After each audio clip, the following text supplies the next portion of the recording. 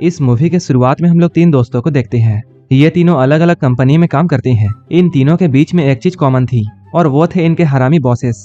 ये लोग अपने बॉस से बहुत परेशान थे।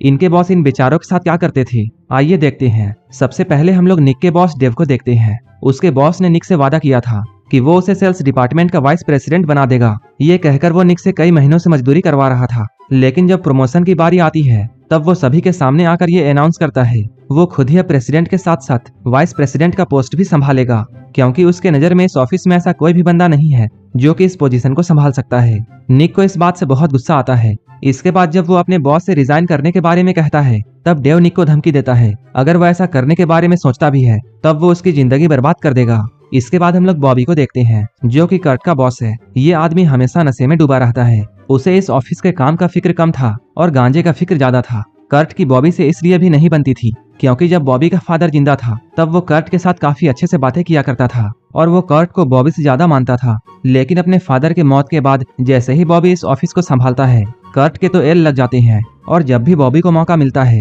वो कर्ट की लेने से नहीं चुकता है। बॉबी ये जानता था कि कर्ट को इस कंपनी से बहुत प्यार है और वो इस कंपनी को कभी भी छोड़ने वाला नहीं है, इसलिए वो कर्ट को टॉर्चर करने के लिए अपने ऑफिस को कोठा बनाकर रख देता है। इसके बाद हम लोग डेल को देखते हैं जो कि एक डेंटल क्लिनिक में कंपाउंडर है। वो हमेशा एक ही सपना देखा करता था कि वो एक सुंदर और शरीफ लड़की से शादी करे। उसका सपना सच होने ही वाला होता है, लेकिन उसकी हवस की भूखी बॉस उसके सारे सपनों पर पानी फेर देती है। डॉक्टर जूली हमेशा डेल को सेड्यूस करती है कि वो उसके साथ सोने के लिए तैयार हो जाए। इन सभी बातों से तंग आकर एक दिन डेल जूली को ये समझाता है कि वो उसका पीछा छोड़ दे, लेकिन जूली बहुत गुस्सा हो जाती है और वो कहती है अगर तुम मेरे साथ नहीं सोए तब मैं तुम्हारे रिश्ते को तोड़वा दूंगी। इसके बाद डेल मजबूरी में आकर जूली से ये वादा करता है कि वो उसके साथ घपाघप करेगा, क्योंकि उसके पास कोई और चारा नहीं था। वो इस काम को छोड़ भी नहीं सकता था क्योंकि उसे और कहीं काम मिलना बहुत मुश्किल था। ये थी इन तीनों की कहानी।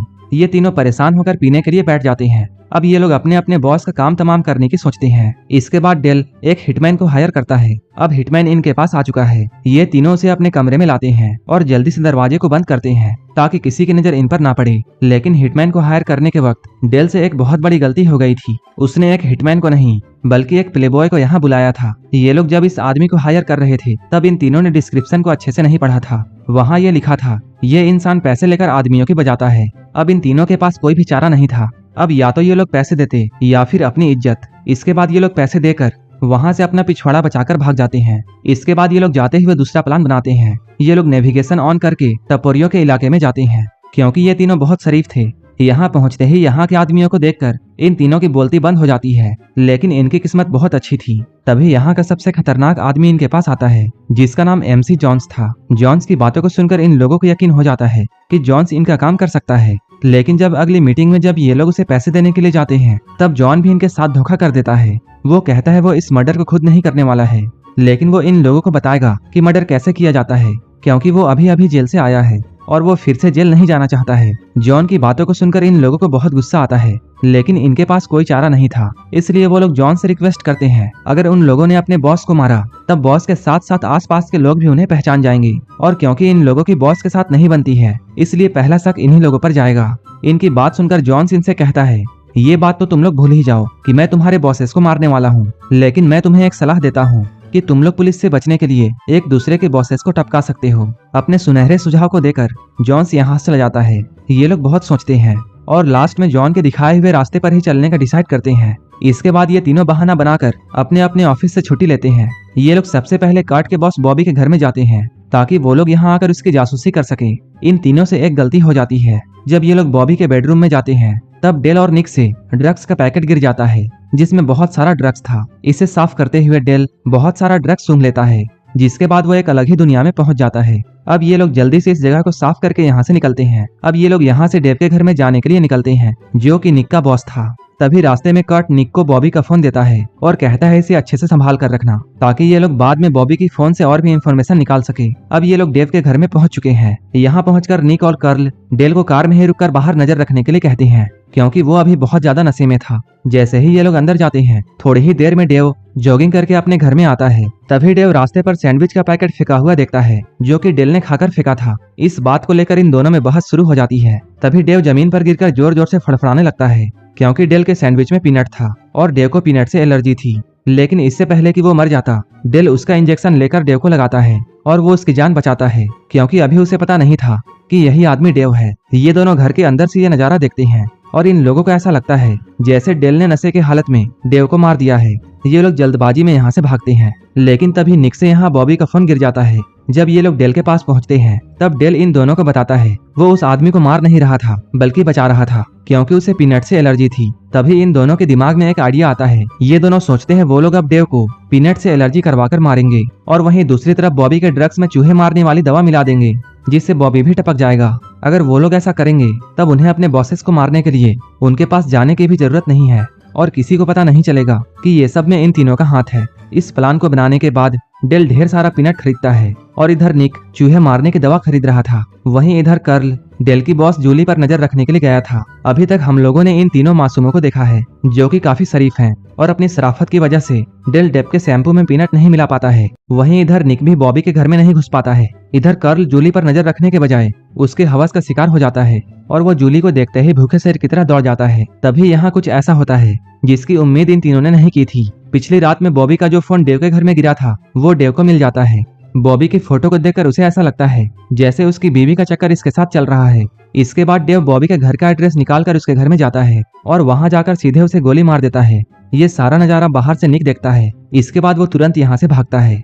वो इतना डर गया था कि वो बहुत तेज गाड़ी को चलाता है, जिसकी वजह से पुलिस उसे पकड़ लेती है। अब पुलिस धीरे धीरे इन तीनों को पकड़ती है, क्योंकि पुलिस को ऐसा लग रहा था कि बॉबी के मर्डर में इन तीनों का ही हाथ है, लेकिन इनके खिलाफ कोई भी सबूत नहीं था, जिसकी वजह से ये तीनों अभी बच जाते हैं। जब ये लोग यहाँ से निकल रहे थे तभी एक पुलिस वाला इनके पास आकर ये कहता है अगर तुम ही लोगों ने मर्डर किया है तब तुम लोग नहीं बच पाओगे, क्योंकि पुलिस जल्द ही बॉबी के घर का डीएनए टेस्ट करवाने वाली है। इस पुलिस वाले की बात सुनकर ये लोग बहुत डर जाते हैं। अब ये लोग याद करने की कोशिश करते हैं कि कहीं इन लोगों ने वहाँ कोई सबूत तो नहीं छोड़ दिया है। जब निक और डेल को ये कंफर्म हो जाता है कि उन्होंने वहाँ कोई सबूत नहीं छोड़ा है, लेकिन तभी कर्ल इन लोगों को बताता है वो जब बॉबी के बाथरूम में गया था तब उसने बॉबी के सारे ब्रश को उठाकर अपने पिछवाड़े पर रगड़ दिया था। अब ये लोग फिर से फंसने वाले थे, इसलिए ये लोग एक्सपर्ट एडवाइस लेते हैं और फिर से पहुंच जाते हैं एमसी जॉन्स के पास। लेकिन यहाँ आकर इन्हें एक और झटका लगता है जब ये लोग जानते हैं जॉन्स कोई हैवी क्रिमिनल नहीं है, वो तो सिनेमा हॉल में फिल्मों को रिकॉर्ड करके बेचने वाला चिंदी चोर है और इसी जुर्म में वो जेल भी गया था और उसके इसी कारनामों को देखते हुए लोग उसे एमसी कहते थे। उसके सच्चाई जानने के बाद ये लोग उसे खूब सारी गालियां देते हैं। वो इनकी गालियों से काफी मोटिवेट होता है। इसके बाद वो फिर से एक सुनहरा सुझाव देता है। वो कहता है अगर वो लोग किसी तरह डेव से ये कबूल करवा ले कि उसी ने बॉबी का मर्डर किया है तब ये लोग बच सकते हैं। जॉन्स की ये एडवाइस इन लोगों को काम की लगती है। अब ये लोग एक रिकॉर्डर लेकर डेव के घर में पहुंचते हैं, लेकिन यहाँ आकर ये लोग देखते हैं यहाँ तो पार्टी चल रही है, लेकिन ये लोग हिम्मत करके डेव से अकेले में मिलते हैं और ये लोग उसके पास आकर कहते हैं उन्होंने उसे बॉबी का खून करते हुए देखा है। निक की इन बातों को सुनकर डेव को बहुत गुस्सा आता है। वो तो पहले से ही निक से नफरत करता था। उसे इतना गुस्सा आता है कि वो सब कुछ डिटेल में बकता है। वो कहता है हाँ उसी ने बॉबी को मारा है। डेव की इन बातों को सुनकर वो लोग बहुत खुश थे, लेकिन जब ये लोग पीछे देखते हैं तब ये लोग पाते हैं कर्ल यहाँ नहीं है और वही तो इसकी बातों को रिकॉर्ड करने वाला था। जब ये लोग कर्ल के पास में जाते हैं तब ये लोग देखते हैं कर्ल फिर से भाग गया था और इस बार वो डेव की बीबी की ही ले रहा था। उसकी लेने के चक्कर में वो अपना मिशन भूल गया था। इसके बाद ये तीनों अपनी जान बचाकर यहाँ से भागते हैं, लेकिन डेव एक नंबर का शातिर इंसान था। वो इन तीनों का पीछा करता है और एक जगह पर जाकर इन्हें पकड़ लेता है। इसके बाद वो इन तीनों को गन पॉइंट पर लेकर पुलिस को कॉल करता है और पुलिस के आने से पहले अपने पैरों पर गोली मारकर उस गन को डेल की तरफ फेंकता है। डेल गलती से उस गन को कैच कर लेता है। डेव कहता है अब वो इन तीनों को फंसा देगा। वो पुलिस से झूठ कहेगा कि इन तीनों ने ही बॉबी को मारा है। जब वो उन्हें रोकने के लिए आया तब इन तीनों ने उसके पैर में भी गोली मार दी। पुलिस जैसे ही यहाँ आती है वो जोर जोर से पुलिस को अपनी स्टोरी बताता है। जैसे ही पुलिस इन लोगों को अरेस्ट करने वाली थी तभी कर्ल के कार का जो मैप गाइड था उस सिस्टम ने डेव के सारी बातों को रिकॉर्ड कर लिया था, क्योंकि गाइड कंपनी वाले सेफ्टी के लिए कार में सारी बातों को रिकॉर्ड करते थे। वो पुलिस के सामने डेव की सारी कही हुई बातों को प्ले करता है। इसके बाद पुलिस के सामने डेव की हकीकत खुल जाती है और ये लोग बच जाते हैं। तब निक को उसके कंपनी का सेल्स प्रेसिडेंट बना दिया जाता है। बॉबी के मरने के बाद कर्ल को उसकी नौकरी और पोस्ट मिल जाती है और आखिर में हम लोग डेल को देखते हैं। यहाँ डेल जूली को सबक सिखाने के लिए उसके सामने ऐसी एक्टिंग करता है जैसे कि वो उसका हो चुका है। तभी हम लोग एमसी जॉन्स को देखते हैं। जो कि जूली की सारी हरकतों को रिकॉर्ड कर लेता है। इसके बाद डेल उसे धमकी देकर उसे शराफत से रहने के लिए कहता है। इन तीनों की अजीब सी स्टोरी की हैप्पी एंडिंग के साथ ये मूवी यहीं पर खत्म हो जाती है। ऐसे ही मूवीज के लिए आप हमें टेलीग्राम और इंस्टाग्राम पर फॉलो कर लेना, जिसका लिंक डिस्क्रिप्शन में दिया हुआ है। और मूवी के बाकी डिटेल्स के लिए आप डिस्क्रिप्शन चेक कर सकते हैं। अगर आपको ये मूवी अच्छी लगी हो तब एक लाइक जरूर कर देना और ऐसे ही वीडियोस के लिए मेरे चैनल को जरूर सब्सक्राइब कर लेना। तो मिलते हैं हमारे नेक्स्ट वीडियो में।